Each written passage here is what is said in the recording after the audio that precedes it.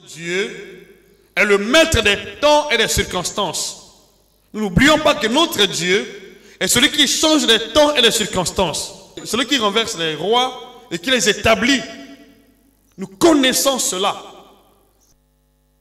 Et nous sommes aussi conscients par la grâce de Dieu qu'en tant que fils de Dieu, né de nouveau en Jésus-Christ, nous sommes héritiers de Dieu et co-héritiers avec Christ.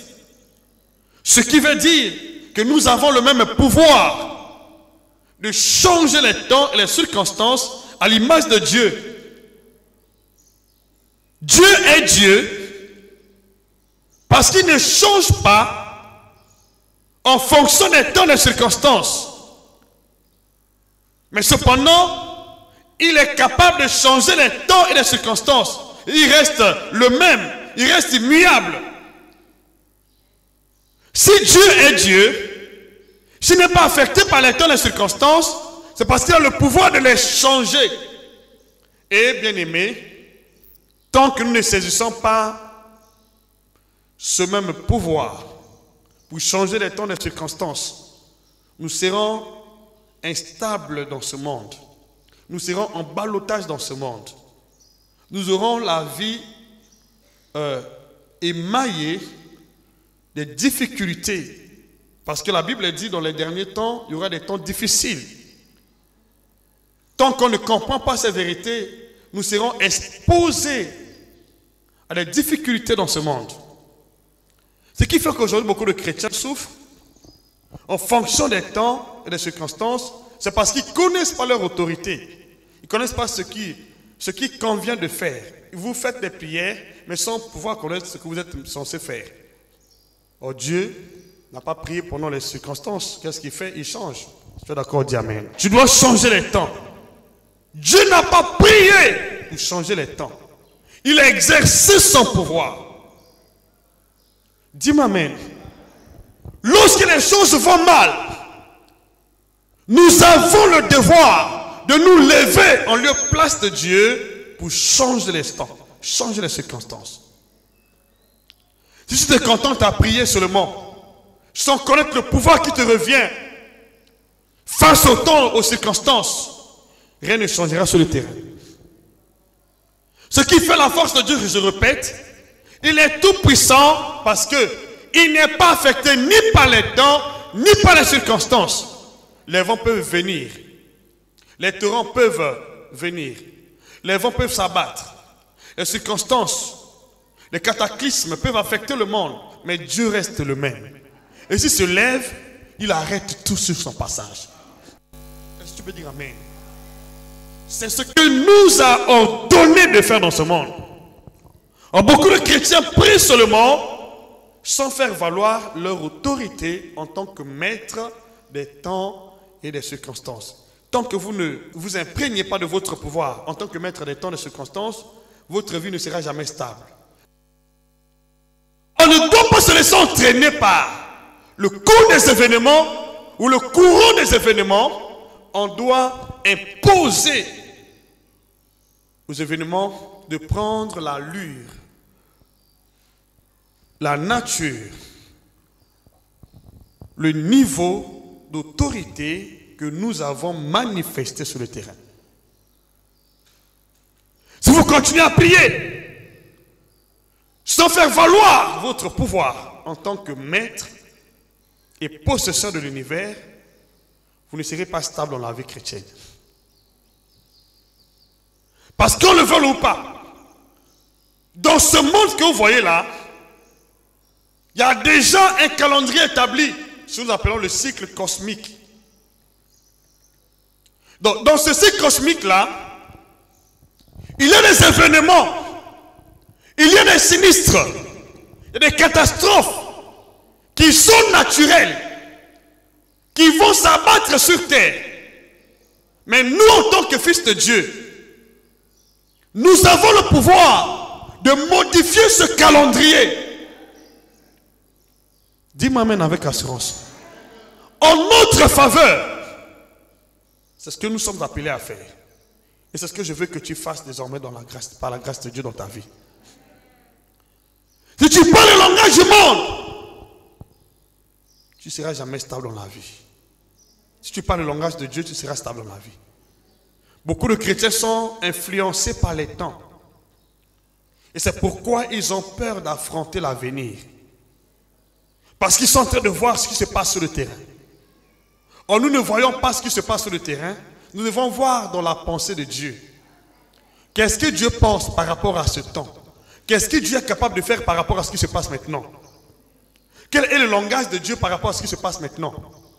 Et on doit agir comme Dieu. On doit imiter Jésus. On doit faire comme Jésus. Jésus, notre Seigneur, a dit, le Fils ne fait rien de lui-même. Ce que le Fils fait, le va faire au Père. Et ce que le Père fait, le Fils le fait pareillement. Qu'est-ce que le Père est capable de faire? Ouvre ta Bible. Daniel chapitre 2, verset 20 à 21. Qu'est-ce que le Père est capable de faire? Et qu'est-ce que tu dois faire en tant que fils ou fille de Dieu? Donc tu te laisses entraîner par les temps ou par les circonstances, tu ne seras jamais stable dans ce monde. Tu veux être stable.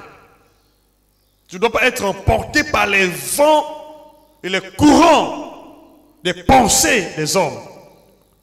Par les vents qui s'abattent dans ce monde. Tu dois t'imposer comme Dieu s'impose. Alléluia. Daniel chapitre 2. Daniel chapitre 2. Daniel chapitre 2. Verset 20 à 21.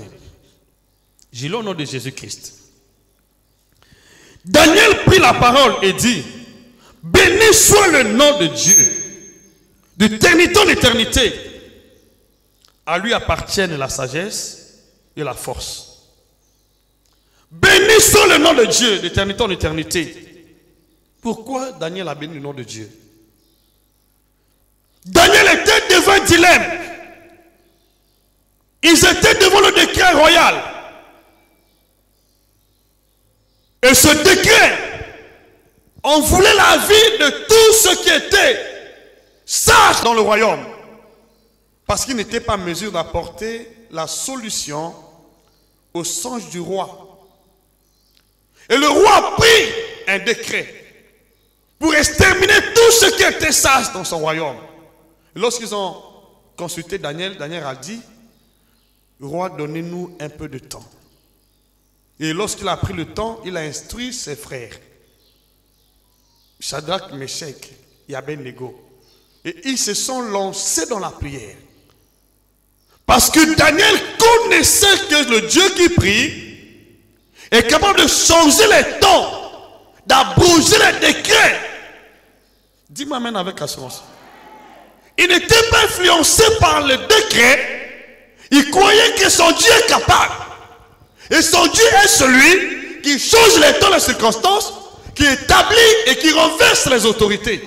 Il était conscient. Dis-moi amen avec assurance. Dis-moi amen avec assurance. Dis-moi amen avec assurance. Il a dit, prions Dieu. Ils ont prié Dieu. Et le secret était révélé à Daniel. Et je vous le dis sincèrement, le décret du roi était abrogé.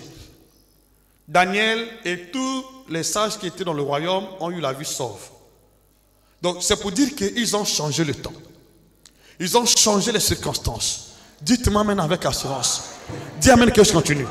Si Daniel s'était contenté de voir ce qui se passait sur le terrain, la réalité, Daniel allait avoir peur.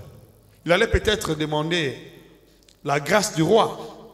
Daniel ne l'a pas fait. Qu'est-ce que Daniel a fait? Ils ont prié Dieu en toute confiance et sérénité de cœur, croyant que Dieu va changer les temps et les circonstances. Alléluia. Il va changer quoi? Les temps et les circonstances. Il va changer la mort en vie, le décret de mort en décret de vie. Dis-moi amen avec assurance. Tu es d'accord? Dis-moi amen. Dis amen si c'est toi ici.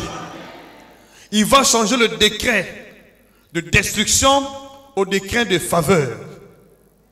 Daniel était conscient. Et c'est pourquoi il a fait recours à la prière. Il n'a pas pleuré. Et combien de chrétiens pleurent aujourd'hui? Dit verset 21. Celui qui change les temps et les circonstances. Daniel était conscient que son Dieu est capable de changer les temps. Alléluia. Il est capable de changer les temps, changer les saisons. Il était capable de le faire. Et non seulement cela, il était capable de changer les circonstances. Ce qui se passe sur le terrain, il était capable de le faire. Daniel avait confiance. Que mon Dieu change les temps et les circonstances. Les temps de crise peuvent devenir les temps de bénédiction. Les temps de pleurs peuvent devenir les temps de joie. Daniel avait confiance, il connaissait que c'était possible. Dites-moi amen avec assurance. Les temps de malheur peuvent devenir les temps de bonheur. Il était conscient que mon Dieu est capable de le faire. Oh, dites amen. Dites amen avec joie. Ça va se produire dans ta vie. Si tu es d'accord, ça va se passer dans ta vie. Dieu va changer les temps de malheur en temps de bonheur. Les temps de mort au temps de vie. Dis-moi amen avec assurance. C'est ce pouvoir que notre Dieu dispose de tien. Et nous devons prier ce Dieu-là pour qu'il change ces temps. On ne doit pas voir le regard que le monde a fixé sur les événements, sur la réalité. On doit voir le regard de Dieu qui peut changer les temps et les circonstances. Alléluia. Il dit, celui qui change les temps et les circonstances, qui renverse et qui établit les rois, qui donne la sagesse aux sages et la science à ceux qui ont de l'intelligence. Daniel était conscient.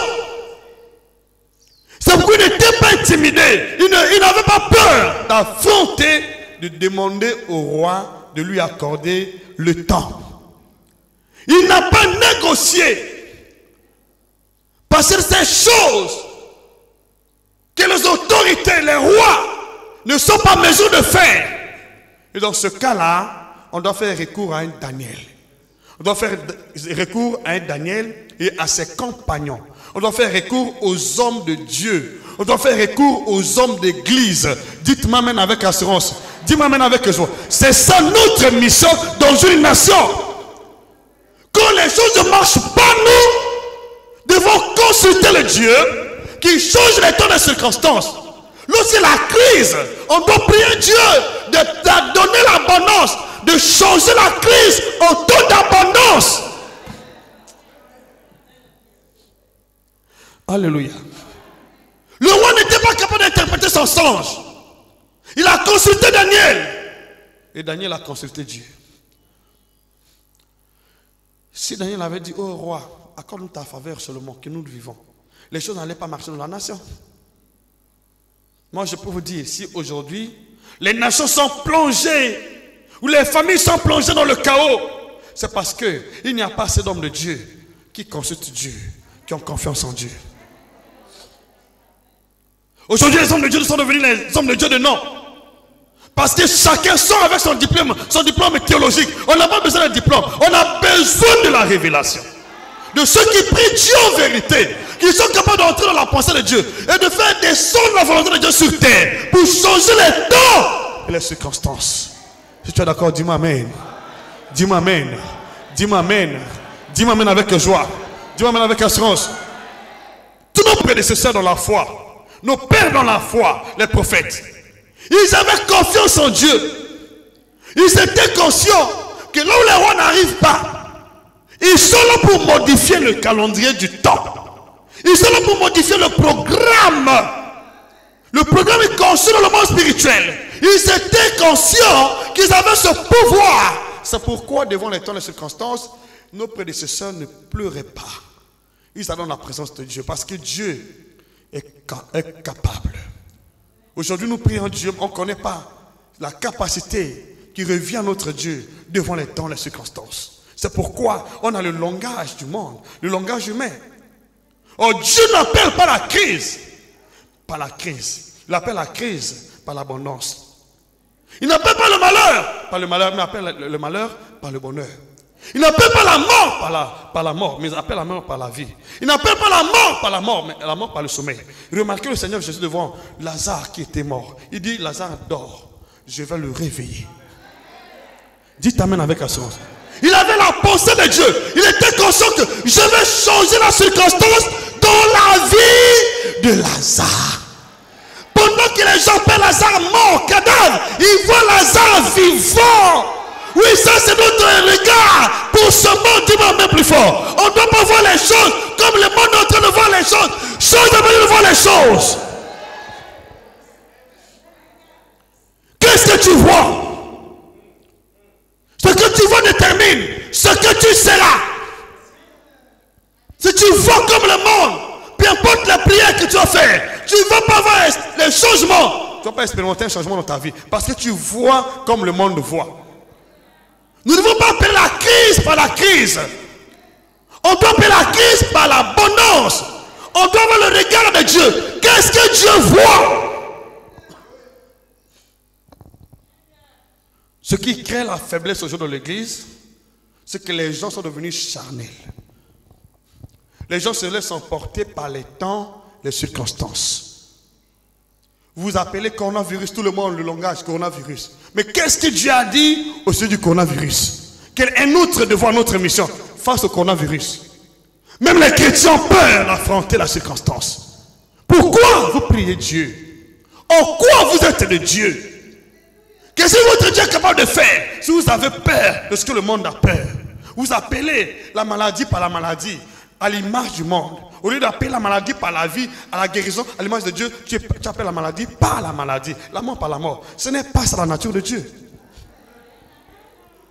Les choses ne changent pas parce que nous avons le regard sur le monde et non sur Dieu. Oh, le monde a le regard sur nous, mais nous avons le regard sur le monde. Voilà ce qui fait que les choses n'ont pas marché. Qu'est-ce que nous faisons? Quelle est la solution que nous sommes en mesure d'apporter dans une situation chaotique? Il faut changer la vision, la manière de voir les choses. Dieu appelle les stériles par les femmes fécondes. C'est pourquoi il a dit, il n'y aura dans ton pays ni femme stérile, ni femme qui avorte. Pourquoi Dieu dit ça? Quel est ton regard vis-à-vis de ce qui se passe dans ce monde? Vis-à-vis des temps actuels? Et si vous pensez comme des êtres humains, alors vous ne pouvez pas changer les choses. Daniel, avant de prier, il avait confiance que mon Dieu est capable de changer les temps et les circonstances. Là où il y a la mort, il apporte la vie. Là où la malédiction, il apporte la bénédiction. Là où il y a la sécheresse, il apporte la richesse. Il apporte l'abondance. Là où l'eau ne coule pas, il peut faire couler de l'eau. Même sur un rocher. Et c'est la même confiance que Moïse avait dans le désert. Là où il n'avait pas de pain, il fait tomber le pain du ciel. Là où il n'y a pas d'eau, il fait couler l'eau du rocher. Dis-moi même avec assurance. Dis-moi même plus fort. Là où il était amer, Moïse a adouci de l'eau. Il a assaini de l'eau. Il avait le regard de Dieu. Il a modifié le cours des événements à cause de sa confiance en Dieu. Nous avons le pouvoir de modifier le cours des événements. Dans l'espace et le temps. On ne doit pas se contenter de dire ce que le monde dit. Non! Qu'est-ce que Dieu a dit? Voilà ce qui convient.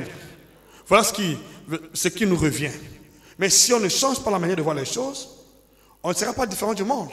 Il n'y aura pas de différence. On va subir la même oppression. On va subir les mêmes événements. On va subir les mêmes représailles. On va subir les mêmes jugements. Parce qu'on n'a pas vu la chose dans la dimension, dans l'optique de Dieu. Comment tu vois ta vie? Comment tu vois le monde? Ce que tu vois détermine ce que tu seras. Daniel a vu. Il a prié. Et Dieu a changé. Moïse a vu. Il a prié. Et Dieu a changé. Daniel a vu. Il a prié. Moïse a vu. Il a prié. Élie a vu. Il a prié. Il a modifié le calendrier de la saison de pluie.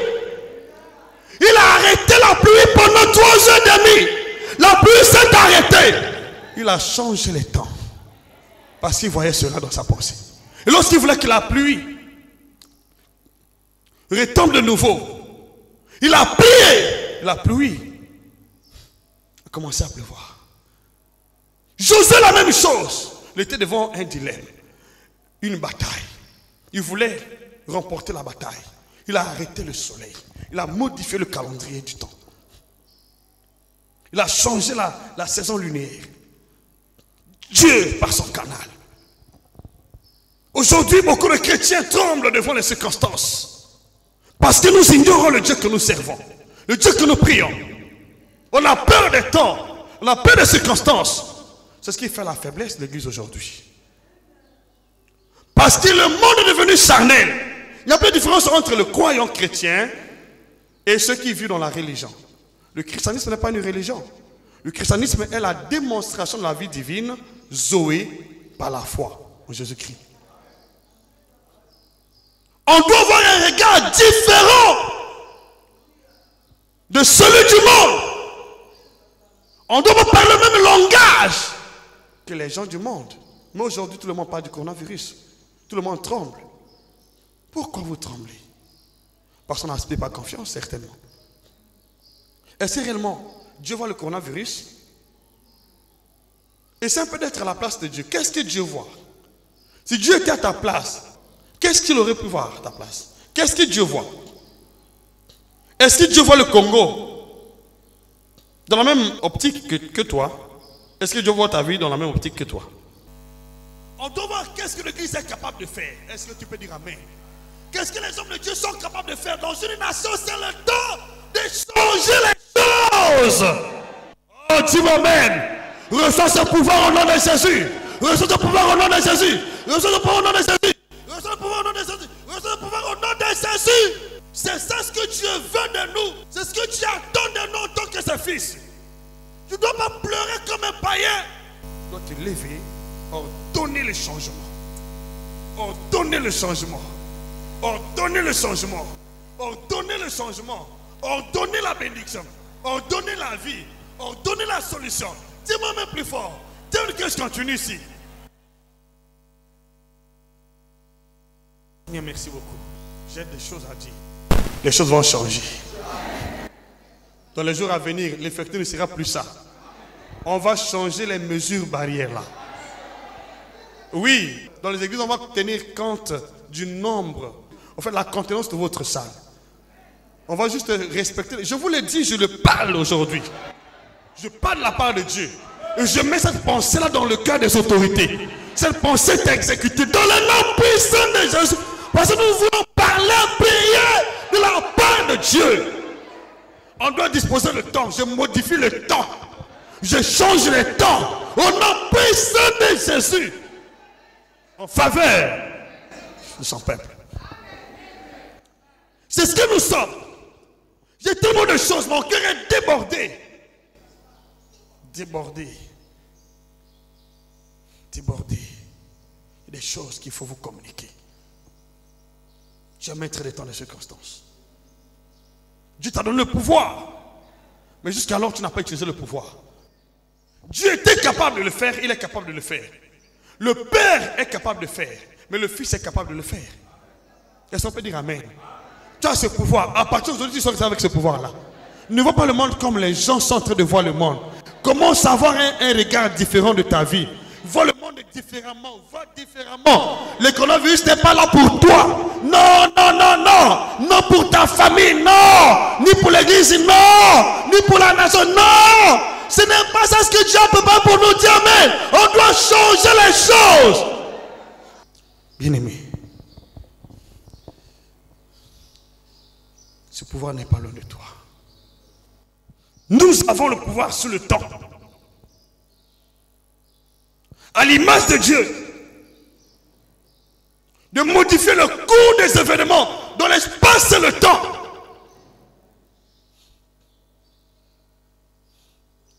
De modifier le cours des événements dans l'espace et le temps. Nous avons ce pouvoir. Comment tu pleures, toi chrétien? Pourquoi tu pleures de ta vie?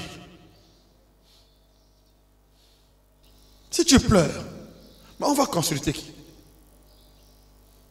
Et c'est finalement un chaos total qui va s'installer. Je vous dis une chose. Maintenant là, Le seul espoir des nations, c'est l'Église. C'est l'Église seule qui peut éradiquer les maux sur terre. Ce n'est pas la médecine. La médecine n'est pas spirituelle. Le mouvement et l'être dans ce monde est recommandé depuis le monde spirituel. Tant qu'on ne comprend pas ces vérités-là, nous allons marcher dans le chaos. Nous allons marcher dans la confusion. Nous allons marcher dans les malheurs. Le temps est arrivé que l'Église se lève en tant que chef suprême sur terre. On doit arrêter de faire la zizanie dans l'Église. L'Église n'est pas juste une association humaine. L'Église est le rassemblement des fils de Dieu, le rassemblement des saints, le lieu auquel Dieu siège pour ordonner les choses dans ce monde. Ça peut dire amen. Tu as ce pouvoir. Tu as ce pouvoir. Tu as ce pouvoir. Tu as ce pouvoir. Acclame plus fort pour la gloire de Dieu. Alléluia. Merci Jésus. Je vais juste vous donner quelques versets bibliques. Et je vous explique quand même un petit fait. Vous savez pourquoi Jésus avait changé de l'eau en vin, bien que son heure n'était pas encore arrivée? C'est parce qu'il avait le pouvoir de racheter le temps devant les jours mauvais. Vous savez pourquoi? C'est dans Jean chapitre 2, verset 2 jusqu'à 8. Il a changé de l'eau en vin. Le temps n'était pas encore arrivé. Il l'a fait. Parce qu'il est maître possesseur de l'univers. Et le même pouvoir nous est communiqué. Le même pouvoir est à toi et à moi. Tu as ce pouvoir. Arrête de pernicher. Arrête de pleurer. Fais usage de ton pouvoir à partir d'aujourd'hui. Et non seulement cela. Devant le démoniaque, Jésus a entendu un esprit lui parler. En disant, pourquoi tu nous troubles avant le temps? Ce temps n'était pas encore arrivé pour troubler les démons. Jésus, en tant que maître des temps et des circonstances, il pouvait troubler n'importe quel démon avant le temps même. Vous savez, nous sommes capables de modifier le cours des événements avant le temps. Nous sommes capables d'apporter la solution où la solution ne doit pas être apportée. On est capable. Mais beaucoup de chrétiens ne savent pas faire usage de ce pouvoir-là. Nous sommes capables, bien-aimés. Dieu nous a rendus capables. C'est pourquoi il a dit, rachetez le temps, rachetez le temps, rachetez le temps. Qu'est-ce que ça veut dire, racheter? Ça veut dire quoi? Acquérir de nouveau au prix d'argent ou au prix d'adoption ce qui était vendu. Tu as ce pouvoir d'acquérir cela. Donc de posséder de nouveau ce qui était vendu. Mais quand tu achètes, ça devient ta propriété, n'est-ce pas? Donc nous sommes maîtres propriétaires du temps. Rachetez le temps. Donc nous pouvons prendre le temps à notre possession et ordonner, modifier les choses. En reçoit cette grâce. Reçois la grâce. Reçois la grâce de nous autres. Va modifier les temps au nom de Jésus. Acclame plus fort pour sa gloire de Dieu, la gloire de Dieu. Oh Jésus, merci. Est-ce que tu m'as compris, toi? Est-ce que tu m'as compris? Tu m'as saisi? Est-ce que tu m'as saisi? Est-ce que tu m'as saisi? Est-ce que tu m'as saisi? Oui, tu m'as saisi. À partir d'aujourd'hui, va exercer ton pouvoir. Va racheter le temps. Va racheter le temps. Va racheter le temps. Va racheter le temps. Va racheter le temps. Va racheter le temps. Au nom puissant de Jésus, va racheter le temps. Éphésiens chapitre 5, verset 16. C'est formidable. Avoir le pouvoir de racheter le temps, posséder le temps, faire du temps ta propriété. Oh, je ne sais pas.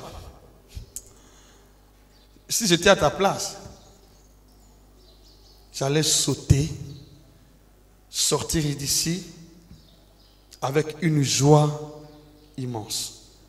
Quand Dieu m'a parlé de ces vérités-là, j'étais fou de rage contre le diable, contre les circonstances, les temps difficiles.